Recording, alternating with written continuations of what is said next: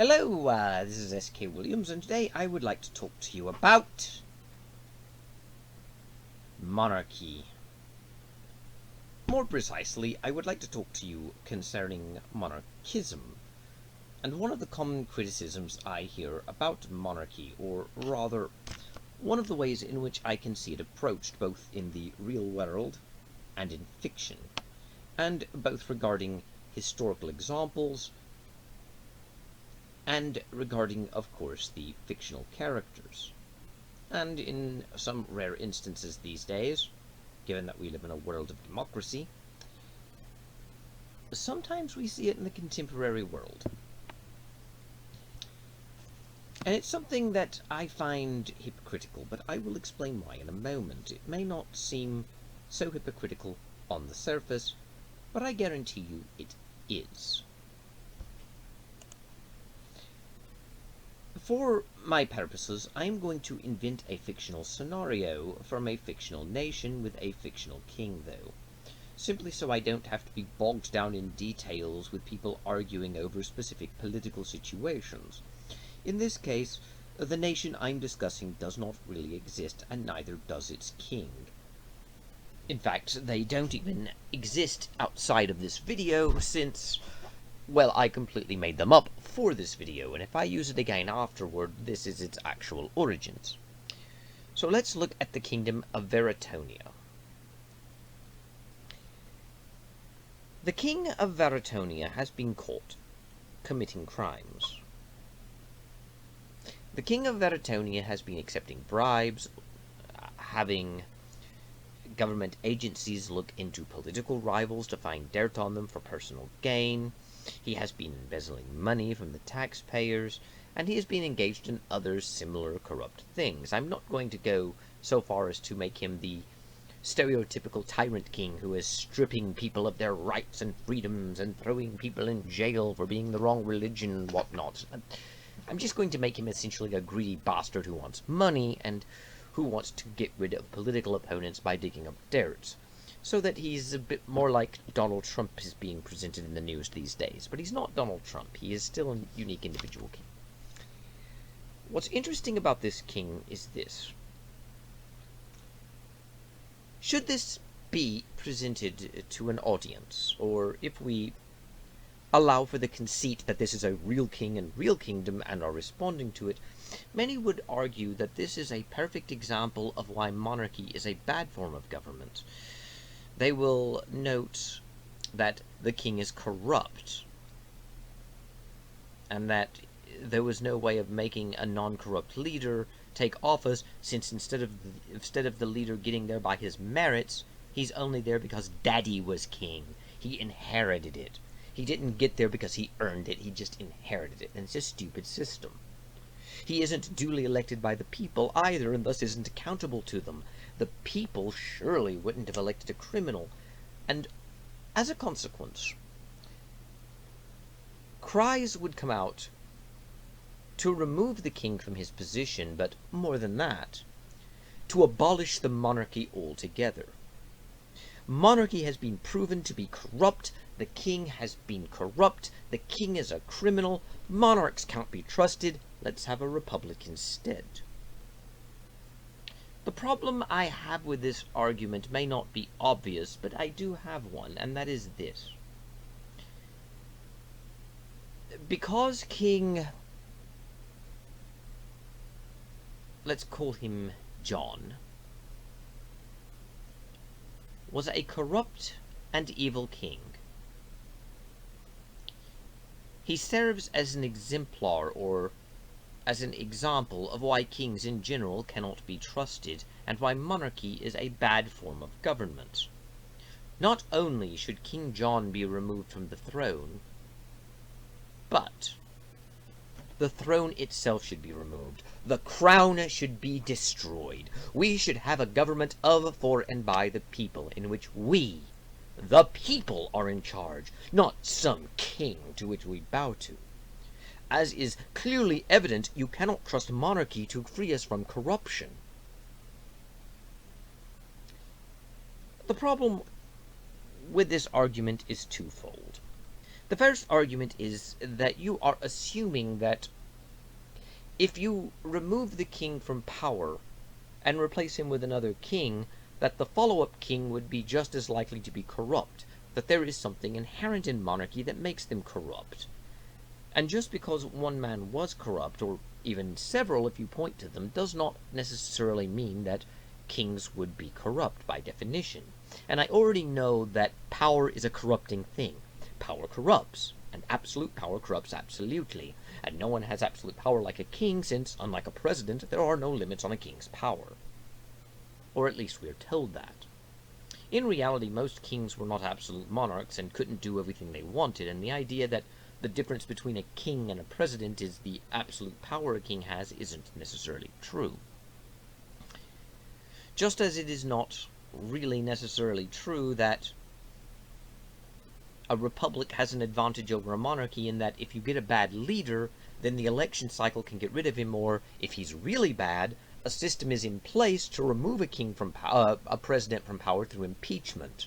That if a president breaks the laws, he is still answerable to them, and the system of government can remove a corrupt president. But when you're with a king, well, there's nothing you can do. If you have a corrupt and evil king, you're just stuck with him for life, unless a violent revolution removes him, because in a monarchy there's no way to remove him.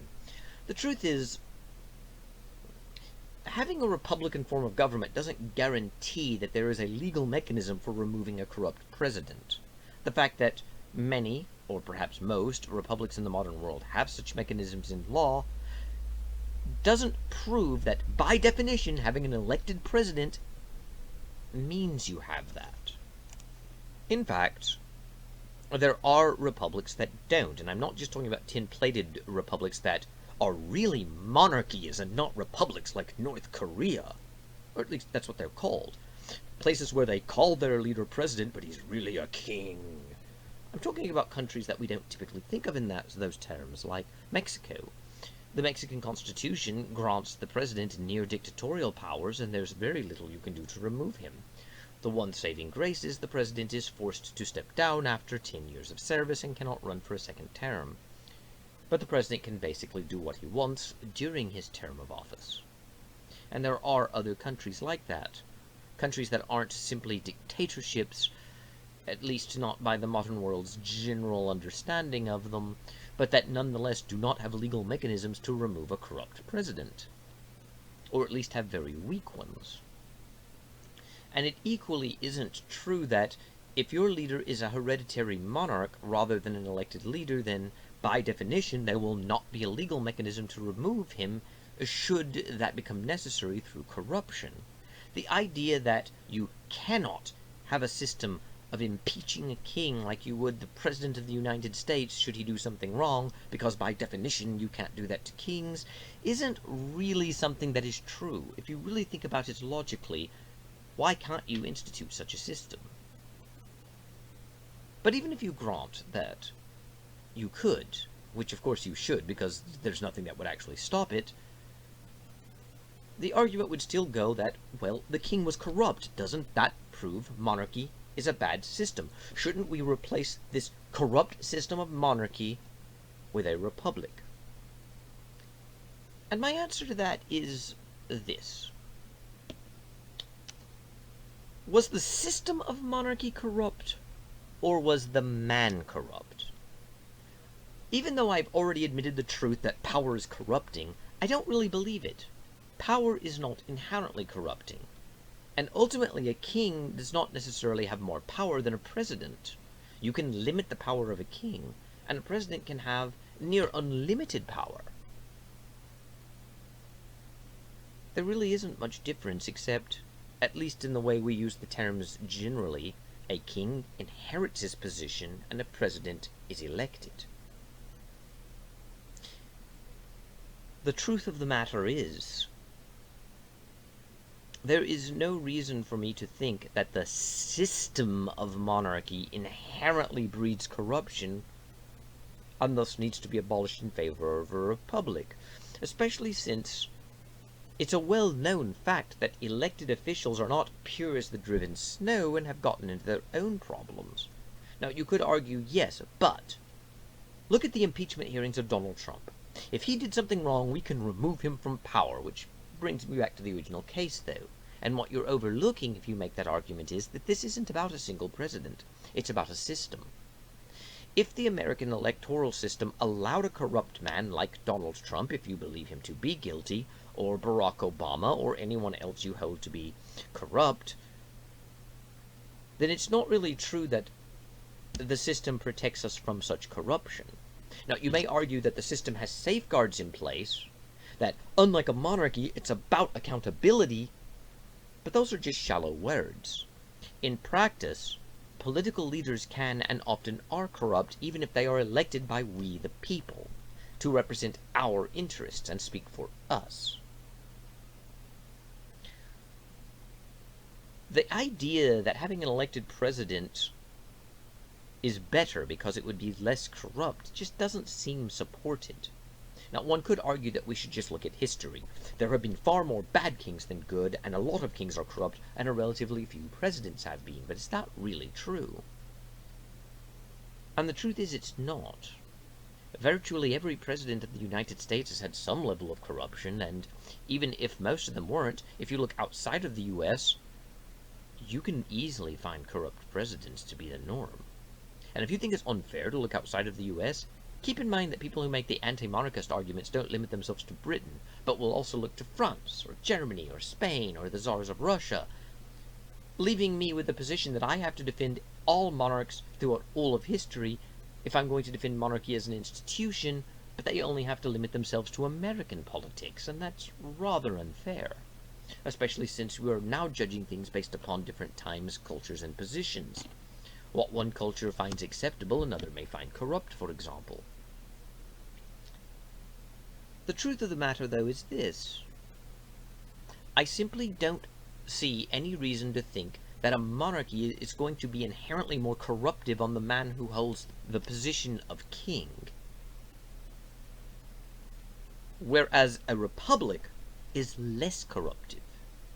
And I certainly don't believe the argument that while an elected president can be corrupt, the system itself isn't corrupt, whereas the monarch system is corrupt, because I don't see a reason to do that. Now, I realize there are arguments about why monarchy is an unjust or unfair system or can't be defended, such as, why should someone take over just because his father was king? But this isn't the video to discuss that. This is purely about corruption. And I simply don't see that system of monarchy is, even if you believe the system is corrupt in the sense that it is an unfair way of picking a leader, or an irrational way, I don't see it as necessarily true that a king is more likely to succumb to corruption because they are a king as opposed to a president, that somehow a president is shielded from a corrupting influence, or the corrupting influence is simply absent, or at least lesser than, or less intense than a monarchy would be. But what really bothers me is the response. The king has been proven to be corrupt. So not only should we remove King John, the corrupt king, we should abolish the monarchy. This makes perfect sense because the monarchy was corrupt. And if we just get another king, he could be corrupt too. But what would you really replace it with? The typical answer is a republic, in which we the people get to vote for our leader, the president, not the king. But as I've just discussed, presidents can and often are also corrupt. So the argument is essentially this. Because a king has been corrupt, it proves that kings in general can be corrupt, therefore we should abolish the system in favor of a republic in which we have an elected leader called a president who can also be corrupt. And once you allow for the possibility of removing a king without violent revolution if he commits a crime, there is no reason to not simply install a new king, either by appointing his son, or if, under certain circumstances, removing the power not just from the king, but also his house, and having Parliament or Congress or what have you appoint a new king. Perhaps have some sort of system in place to do so. And I'm not going to go into detail about those because that's not the aim of the video.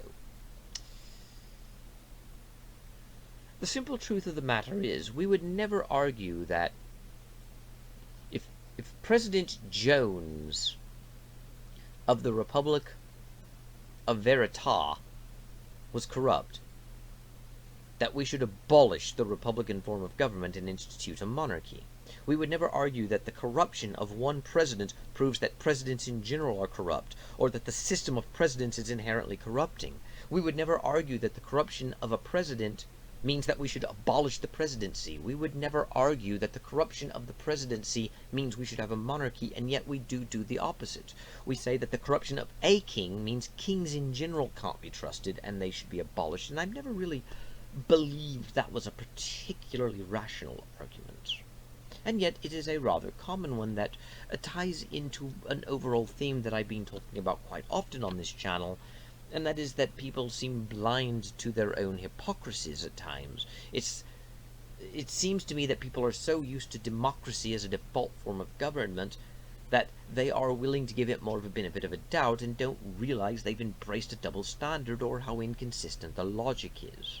Which is a failing on humanity as well. If monarchy was the default government, I'm sure you would have just as many bad arguments for it. It's rather like the fact that militant atheists are a frequent topic of concern for me, and I'm very critical of militant atheism for making similar logical fallacies, but I don't deny that there are certain Christian groups who also do this, such as wall builders with David Martin. It's obvious that this is an inherently human problem, but so is corruption. And you don't really get rid of inherently human problems by simply changing a form of government. Corruption will not be abolished by the abolition of monarchy, just as corruption will not be abolished by the abolition of republicanism.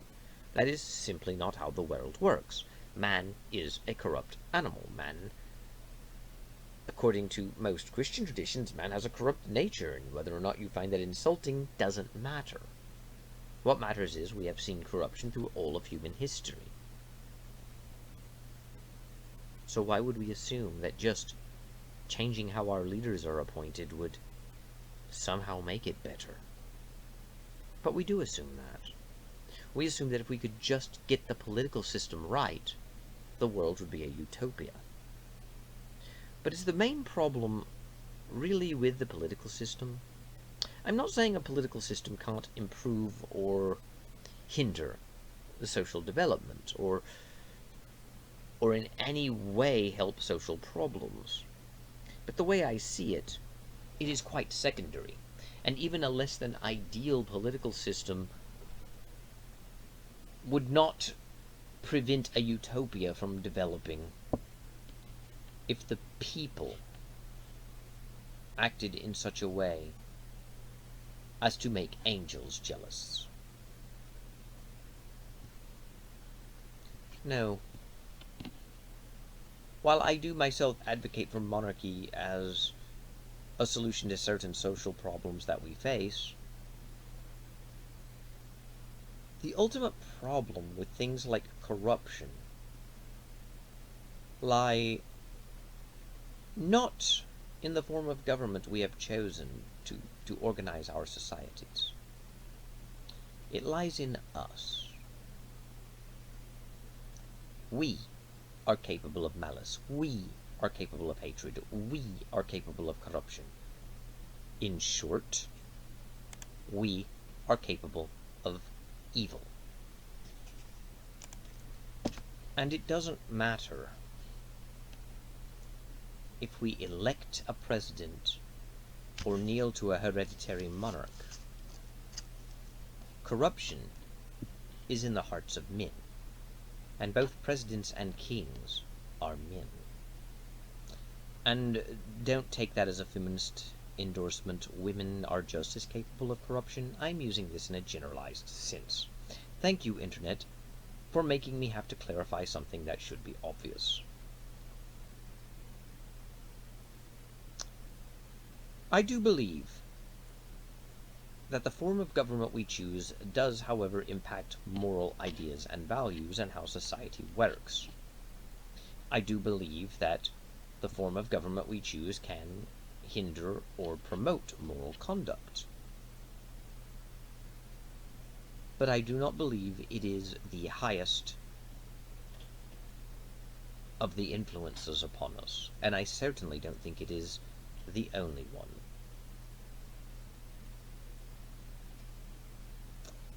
I don't have much else to say on this topic, so I'm going to let you go. Thank you, God bless, and goodbye.